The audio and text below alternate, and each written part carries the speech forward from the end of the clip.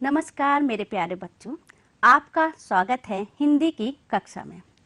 बच्चों, आज हम आपके लिए एक ऐसे महापुरुष की कहानी लेकर आए हैं जिसको आप पढ़कर और जब सुनेंगे आप उसे आप अपने आत्म उसको सुन के ही आप आत्मविभोर हो जाएंगे और उसके द्वारा उस कहानी में कहे गए एक एक शब्दों को आप अपने जीवन में उतारने का प्रयास करेंगे। बच्चों, आज जैसा कि हमने आपसे कहा था कि आज हम आपको एक महापुरुष की कहानी बताएंगे, क्योंकि हमारे देश में कई महापुरुष हैं जिन्होंने बहुत सारे कार्य किए हैं और वो कार्य एक प्रसंग बन के हमारे प्रेरणा स्रोत बने हैं। आज हम उन्हीं महापुरुषों में से एक महापुरुष की कहानी आपको सुनाएंगे और जिसे आप सुनकर एक नई सीख प्राप्त करेंगे। चाहे कहानी हो या कविता, बच्चों, ये हमारे जीवन का एक सार लेकर आती है, क्योंकि हमारी कहानी जितनी भी है ये हमारे जीवन से ही जुड़ी होती है और जब ये जुड़ी होती है तो हमारे जीवन को ही प्रदर्शित करती है। तो क्यों ना हम कहानी शुरू करने से पहले उन्हीं महापुरुषों से एक परिचय प्राप्त कर लिए। जी हाँ, हम आपसे पहले परिचय प्राप्त कराएंगे कुछ प्रश्न पूछकर। प्रश्न से आपको पता चल जाएगा कि वो दो महापुरुष कौन हैं जिनकी कहानी लेकर हम आपके सामने आए हैं। हमारा पहला प्रश्न है, ध्यान से सुनिएगा बच्चों, क्योंकि इन्हीं प्रश्नों में उन दो महापुरुषों के नाम छुपे हुए हैं और जो पाठ से संबंधित हैं। हमारा पहला प्रश्न है, करो या मरो, यह नारा किसने दिया था? बताइए। बिल्कुल सही, महात्मा गांधी जी ने। महात्मा गांधी जी ने करो या मरो यह नारा दिया था। दूसरा प्रश्न, जय जवान जय किसान, यह नारा किसने दिया था? आपके सामने प्रदर्शित हो रहा है ना, माननीय लाल बहादुर शास्त्री जी ने। बच्चों, एक और प्रश्न है, महात्मा गांधी जी और शास्त्री जी का जन्मदिन हम कब मनाते हैं? 2 अक्टूबर को। बिल्कुल सही। तो आपने उनको पहचान लिया होगा जिनसे हम आपका परिचय कराना चाहते थे। तो बच्चों, आपने देखा ना कि हमने किन दो महापुरुषों के नाम लिए हैं, महात्मा गांधी जी और माननीय लाल बहादुर शास्त्री जी। अब हम आपको एक चित्र दिखाते हैं, इस चित्र को देखिए, फिर हम आगे की बात करते हैं। आपने चित्र देखा ना बच्चों, चित्र में क्या देखा आपने कि महात्मा गांधी जी की तस्वीर है और लाल बहादुर शास्त्री जी की तस्वीर है। ठीक इसी तरह ही हम अपने विद्यालय में भी महात्मा गांधी जी की तस्वीर और लाल बहादुर शास्त्री जी की तस्वीर पर फूल मालाओं को अर्पण करके उनका जन्मदिन मनाते हैं। और जन्मदिन कैसे मनाते हैं हम लोग? कभी कभी निबंध प्रतियोगिता रखकर, कभी लेखन प्रतियोगिता, चित्रकला प्रतियोगिता या फिर गीत समूह ज्ञान का आयोजन करके। याद आ गया आपको? जैसा कि बच्चों आपने चित्र में देखा कि 2 अक्टूबर को महात्मा गांधी जी, श्री मोहनदास करमचंद गांधी जी और हमारे देश के पूर्व प्रधानमंत्री श्री लाल बहादुर शास्त्री जी का जन्मदिन मनाया जाता है। आपको पता है बच्चों, हमारे बापूजी और शास्त्री जी ने देश के लिए बहुत कार्य किए हैं और उनके द्वारा किए गए कार्य व कर्म हमें एक नई सीख देते हैं। हमारे देश में जितने भी महापुरुष हैं उनके कार्यों को हम एक प्रेरणा स्रोत मानते हैं, क्योंकि इनके जीवन का एक एक प्रसंग हमें आगे जीने की राह सिखाता है। तो बच्चों, आज हम आपके लिए एक ऐसा ही प्रसंग लेकर आए हैं जो है हमारे बापू महात्मा गांधी जी से संबंधित है। तो आज हम आपको पाठ 13 सीख का वाचन कराएंगे और कहानी भी सुनाएंगे। चलिए सब मिलकर कहानी सुनते हैं और कहानी की क्या सीख है उसको समझते हैं। लेकिन पाठ वाचन करने से पहले हम आपको पाठ में आए हुए कुछ कठिन शब्दों से परिचय कराना चाहते हैं, कि जिससे जब हम पाठ का वाचन करें तो आप कहानी को बहुत ही अच्छे से समझ पाएं। उन कठिन शब्दों का अर्थ आपको ज्ञात रहे, आप उससे परिचय प्राप्त कर चुके हैं, तो आप अच्छे से भलीभांति से कहानी के सार को और जैसे हम पढ़ाते हैं आप उसे ध्यानपूर्वक सुनिए और कठिन शब्दों से भी परिचय प्राप्त कीजिए। पाठ 13 सीख। वैभव स्कूल से घर आया तो माँ ने पूछा, स्कूल में आज क्या क्या हुआ वैभव? वैभव बोला, माँ आज 2 अक्टूबर है ना, हमारे स्कूल में गांधी जी और शास्त्री जी का जन्मदिन मनाया गया। सबने उनके चित्र पर फूल चढ़ाए। दीदी जी ने कंप्यूटर पर बहुत अच्छी फिल्म भी दिखाई। तुम्हें उसकी कहानी सुनाओ माँ? सुनाओ बेटा, माँ ने कहा। वैभव कहानी सुनाने लगा। एक बार कस्तूरबा बहुत बीमार हो गई। दवा से आराम नहीं हो पा रहा था। गांधी जी ने किसी पुस्तक में पढ़ा था कि बीमारी में कुछ समय तक नमक ना खाने से लाभ होता है। गांधी जी ने कस्तूरबा से कहा, तुम कुछ दिन भोजन में नमक लेना बंद कर दो। कस्तूरबा जी ने गांधी जी से कहा, यह तो बड़ा कठिन है। नमक छोड़ने को तो कोई आपसे कहे तो आप भी ना छोड़ पाएंगे। गांधी जी ने सोचा, पर उपदेश कुशल बहुतेरे। हम जो बात दूसरों से करने को कहें, पहले उसे स्वयं करना चाहिए, तभी उसका प्रभाव होता है। गांधी जी ने कहा, मुझे बीमारी हो और वैद्य किसी चीज को छोड़ने को कहे तो अवश्य ही छोड़ दूंगा, क्योंकि उसी में भलाई है। मैंने तुमसे नमक छोड़ने को कहा है, पहले मैं ही कुछ समय के लिए नमक छोड़कर देखता हूँ। बापूजी की बात कस्तूरबा पर बड़ा प्रभाव पड़ा। उन्होंने भोजन में नमक लेना बंद कर दिया। शीघ्र ही वह स्वस्थ हो गई। वैभव से कहानी सुनकर माँ ने कहा, हाँ बेटा, ऐसे ही थे महात्मा गांधी और लाल बहादुर शास्त्री। वे जो कहते थे पहले स्वयं करते थे, तभी तो पूरा देश आज उन्हें याद करता है। तो बच्चों, आपने कहानी पूरी तरह सुनी। कहानी का सारांश ये है कि जिस तरह हम लोग अपने विद्यालय में 2 अक्टूबर गांधी जयंती और लाल बहादुर शास्त्री जयंती मनाते हैं, उसी तरह वैभव ने भी अपने विद्यालय में 2 अक्टूबर की जयंती मनाई। और वहाँ पे उनकी दीदी ने उन्हें कंप्यूटर पे एक फिल्म को हिंदी में कहते हैं चलचित्र, फिल्म दिखाई। और वो फिल्म किसकी थी? महात्मा गांधी जी की। जब बच्चे कोई फिल्म देखते हैं तो वो उनके दिमाग में छप जाता है। वैभव जैसे ही घर लौटा, उससे माँ ने पूछा कि बेटा आज स्कूल में क्या क्या हुआ? तो वैभव ने स्कूल की सारी क्रियाकलाप माँ को बताया और कहा कि माँ, जो आज दीदी ने हमें कहानी सुनाई है या दिखाई है, क्या मैं उसको आपको सुनाऊं? तो माँ ने कहा, हाँ बेटा सुनाइए। तो वैभव ने कहानी सुनाना शुरू किया। वैभव ने बताया कि एक बार कस्तूरबा महात्मा गांधी जी की पत्नी, वो बहुत बीमार हो गई थी। दवाई लेने पर भी उन्हें कोई आराम नहीं मिल रहा था।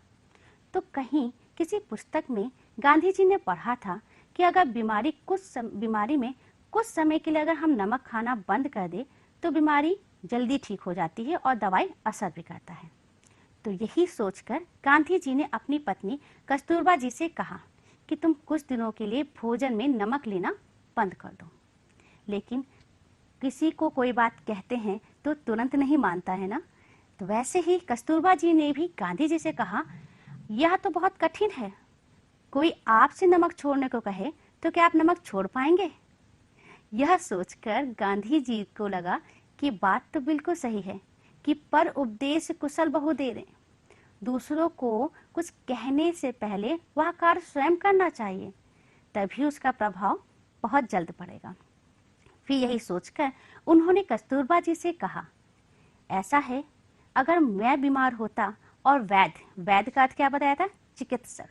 अगर चिकित्सक हमसे कहते कि आप ही नमक छोड़ दीजिए या कोई भी वस्तु छोड़ने को कहते, तो हम तुरंत उसे छोड़ देते हैं क्योंकि मुझे स्वस्थ होना है।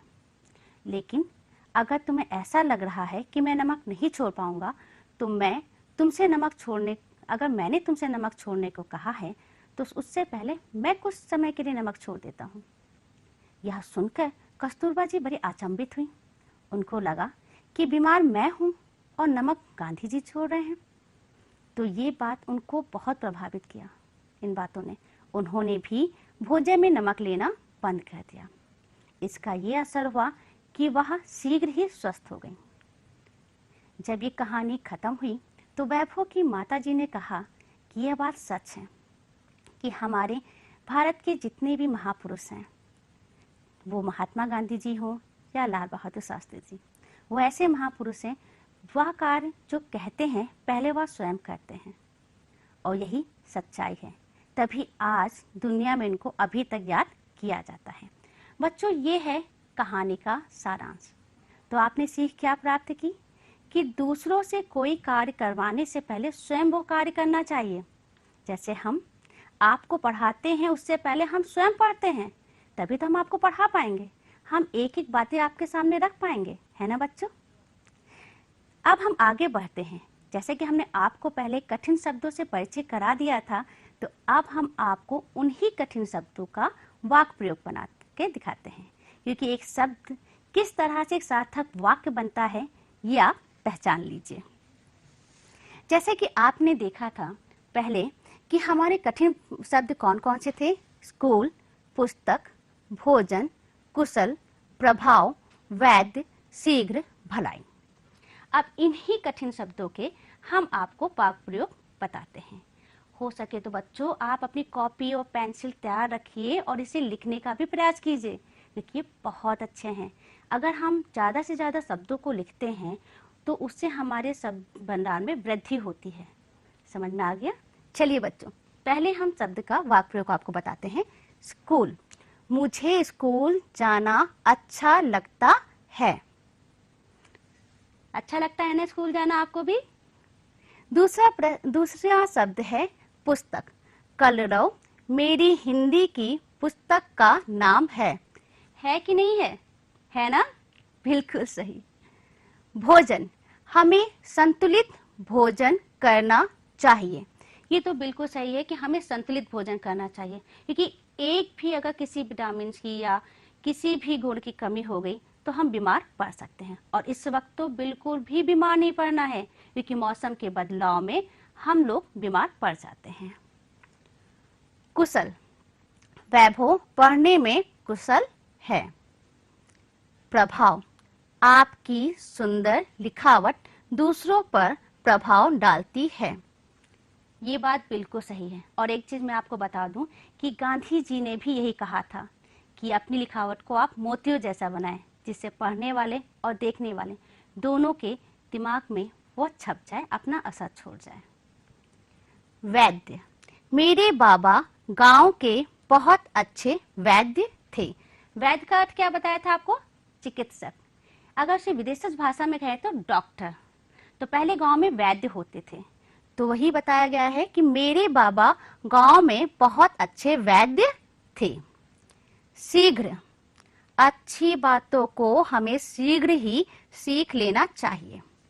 तो आज की कहानी से आपने क्या सीखा? तो जो भी सीखा हो आप शीघ्र ही सीख लीजिए। भलाई, हमें हमेशा दूसरों की भलाई सोचनी चाहिए। ये सबसे उत्तम विचार है कि अपनी भी भलाई सोचें और दूसरों की भी भलाई सोचें।